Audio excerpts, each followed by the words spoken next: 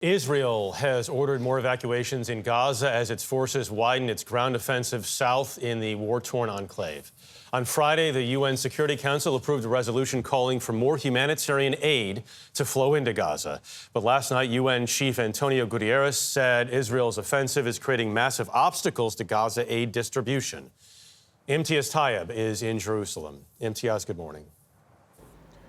Good morning. Well, despite the UN Security Council voting in favor of the resolution calling for large-scale deliveries of aid into Gaza, where they say 85% of the population are now displaced and 500,000 people are starving, Israel's ground offensive is only widening.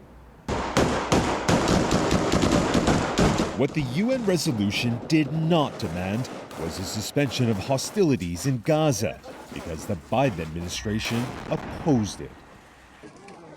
And also insisted on removing a clause giving the UN exclusive control of delivering humanitarian aid, crushing hopes the desperately needed supplies can be delivered in any meaningful way, as Israel's massive bombing campaign across Gaza enters its 12th week. In the southern city of Rafah, where the Israeli military told Palestinian civilians to flee, scenes of utter horror after Israel struck a car. Another little life taken in a bombing campaign that experts say is deadlier and more destructive than most of the world's worst wars over the last century.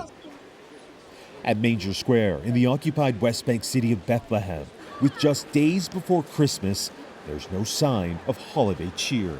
There is no Christmas tree this year because what's happened in Gaza. It's sad.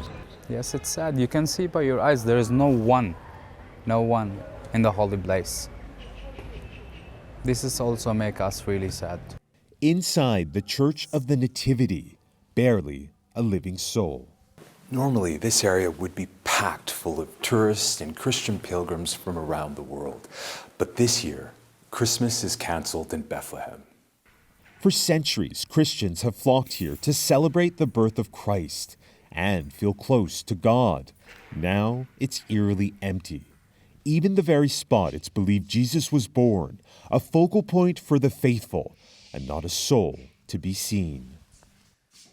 And for the first time in as long as anyone can remember, Christians from all denominations who call Bethlehem home have canceled Christmas because they say there's nothing to celebrate as Israel continues to bomb Gaza.